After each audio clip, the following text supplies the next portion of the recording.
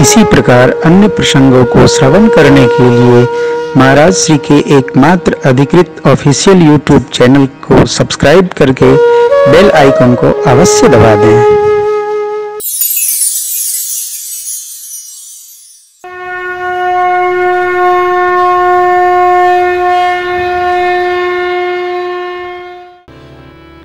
भगवान ने रूखा मुंह करके कहा, नारद जी, कामदेव आपका क्या करेगा? आप तो ब्रह्मचर्य में धीर हैं। अरे आपके नाम का कोई स्मरण कर लेगे, उसका मोह, माया, मद, ये ज्ञान सब समाप्त हो जाता है। आपका काम क्या करेगा?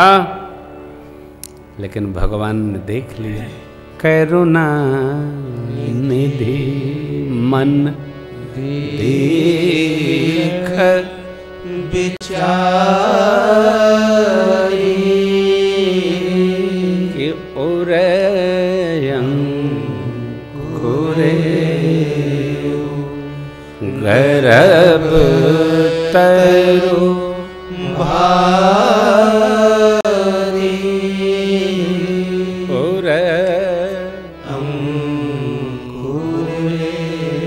भगवान करुणा के खजाना, करुणा के समुद्र परमात्मा ने देखा, मेरे भक्त के हृदय में अभिमान का अंकुर उदित हो रहा है।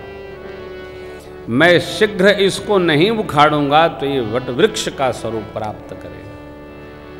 यहां एक संदेश है, भक्त जो चाहे भगवान उसका वह सब कार्य पूरा करते हैं, लेकिन एक भगवान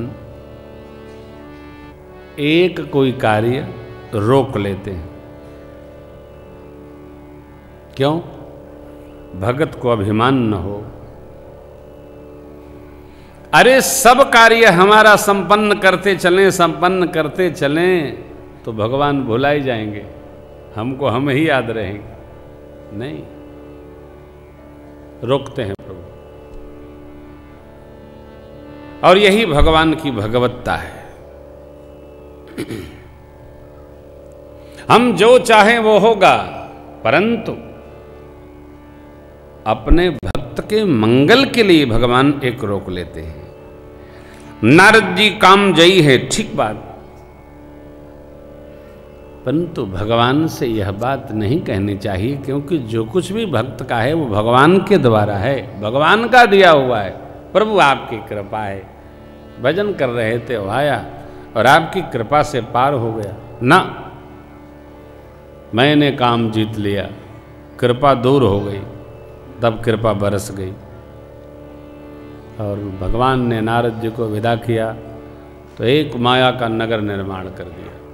विश्व मोहिनी वहाँ, शीलनिधि महाराज राजा, विश्व मोहिनी उनकी पुत्री, उसका स्वयंवर। नारद जी पहुँची तो गए, परिजनों, स्वजनों, परिकरों, दूतों से पूछे किसका नगर है, परिचय कराया। अरे इतनी बड़ी शोभा! आहा, सदग्रंथों में लिखा है, विरक्त महापुरुषों को श्रृंगार के उत्सव में निषेध रखना चाहिए। आशीर्वाद दे दो, दूरे थे, सावधान। नारद जी पहुंचे, महाराज ने पूजन किया और कन्या का हाथ दिखाया। नारद जी हस्तरेखा देखने जा रहे थे, लेकिन माया शक्ति ने नारद जी का आकर्षण कर दिया। बड़ी देर तक कन्या का मुख देखते रहे, अर्थात कन्या ने नारद जी के मन का आकर्षण कर दिया। अब कन्या के हस्तरेखा में लिखा है, कन्या उसी का वर्ण करेगी जो तीनों लोक का अधिपति हो। मन तो माया के हाथ में है, माया शक्ति सन्मुख विराज रही है। नारद जी उल्टा पड़ गए, ये कन्या जिसका वर्ण कर लेगी वही तीनों लोक का अधिपति हो जाएगा। दादा, अब नारद जी सोचने लगे, अभी तो हम काम के मालिक हैं, और कन्या वर्ण कर ले तो हम सारे जगत के मालिक हो जाएंगे। है जो है वो वही रहेगा, जो होता है वो होता है, जो नहीं होता है वो कल्पना करेगा तो डिप्रेशन में चला जाएगा। बीमारी पकड़ लेगी। अपने मेहनत से, पौरुष से, अदब से, तपस्या से जो प्राप्त हो वो हमारा है, इनके द्वारा, उनके द्वारा, उनको नहीं। यही हुआ। नारद जी ने बहुत सारे लक्षण बना करके बता दिए और कहे, उस मन में सोचने लगे, क्या किस प्रकार यह कन्या हमारा वर्ण करे। इस समय कुछ याद नहीं, बस एक ही जाप चल रहा है। जप तप कछु न होइते ही काला, तप कछु न होइते ही काला। हे विधि मिलई कवन विधि बाला, हे विधि मिलई कवन विधि बाला। Harrison मांगौ सुंदरताई, Harrison मांगौ सुंदरताई। होई जात गहरुअति भाई, होई जात गहरुअति भाई। मोरे हित हरि सम नहीं को, मोरे हित हरि सम नहीं को। यही अवसर सहाय सोई हो, यही अवसर सहाय सोई हो। बहु विधि विनय कीन तेहि काला, बहु विधि विनय कीन तेहि काला। प्रगटे प्रभु कौतुकी कृपाला, प्रगटे प्रभु कौतुकी कृपाला। प्रगट वो प्रभु कौतुकी कृपाला।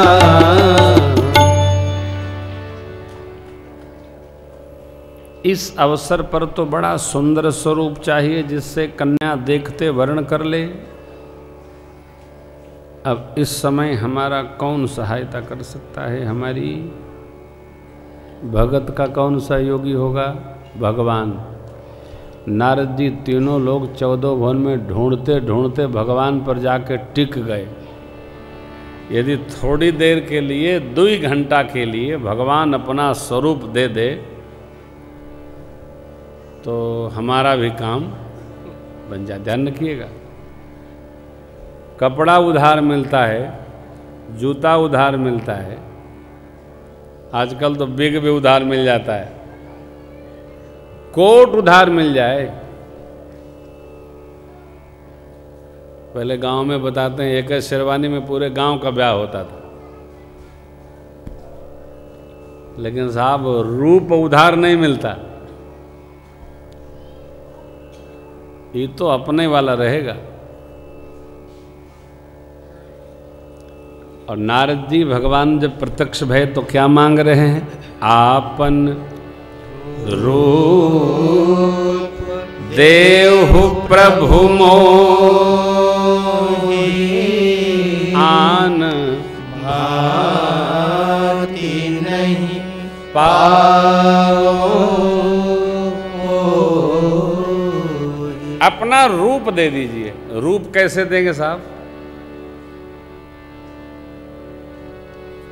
ये जो रूप है ये हमारे पुराकृत कर्मों का फल है। ये जो सुंदरता है ना, हमारे पुराकृत कर्म जितने श्रेष्ठ हैं उतना सौंदर्य हमको भगवान अधिक भेंट करता है। जिसके कर्म सुंदर वो जीव सुंदर। इसलिए भगवान ने जिसको सुंदरता दी है उसको कर्म सुंदर से सुंदर करना चाहिए। जगत को देखकर नहीं, धर्म को बूझकर।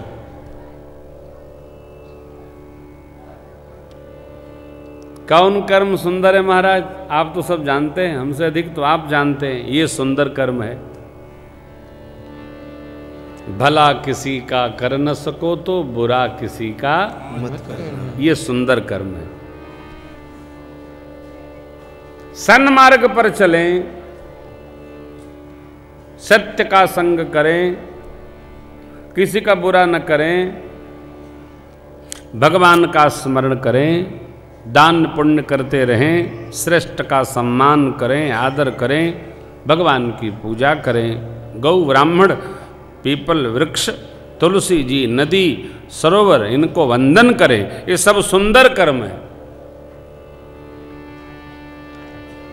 भगवान को याद करते रहें, ये सुंदर कर्म है।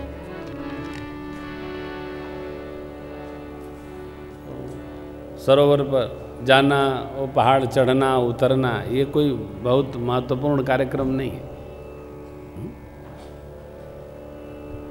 एक हमारे परिचित मित्र हैं, तो वो प्रतिवर्ष कहीं न कहीं दर्शन करने जाते हैं। जब जाने लगते हैं तो हमसे कहते हैं हमारे दर्शन की व्यवस्था कराइए। एक बार मैंने पूछा कि आप जाते ही क्यों हो, आज इतनी व्यवस्था करनी पड़ती, बैठे बैठे भगवान का भजन करो, अयोध्या दर्शन करो। बोले मन नहीं मानता। तो हमने कहा कि धर्म से चलोगे कि मन से चलोगे, क्या बीमारी है? बहुत काम तो हम लोग मन को सुख रखने के लिए करते हैं। देखो, सौंदर्य भगवान की करुणा नहीं है, सौंदर्य हमारे कर्म का फल है। एक बार फिर समझिएगा, भगवान बैंक के अधिपति हैं, बैंक के मालिक हैं। बैंक वाला कोई दिव्य अधिकारी महोदय, बैंक ऑफिसर अपनी ओर से पैसा नहीं देगा, आप जो रखेंगे उसी का देगा। Am I right? अब आपको लगता है बैंक वाला तो भाई बड़ा दयाशील है, हमको दे रहा है, नहीं दे रहा है। आपके पूरी फैक्ट्री का कागज रखा है, एको बार किस्त 4 महीने गड़बड़ हुई तो बोर्ड लगाएगा हमारा बैंक अमुक बैंक। भगवान अपनी ओर से कुछ नहीं देते हैं, हम जो करते हैं भगवान उसी पर दया करते। भगत हैं, सरकार आपकी कृपा है, इतना बना के चलिए। लेकिन हम जब करेंगे, आप अनुभव करेंगे, हम जब करते हैं तो करुणा बरसती है। क्यों? जैसे लायक जीव पिता लायक पुत्र पर अकारण करुणा करता, उसी प्रकार लायक जीवात्मा पर परमात्मा अकारण करुणा बरसाते रहते। ले लो क्या चाहिए।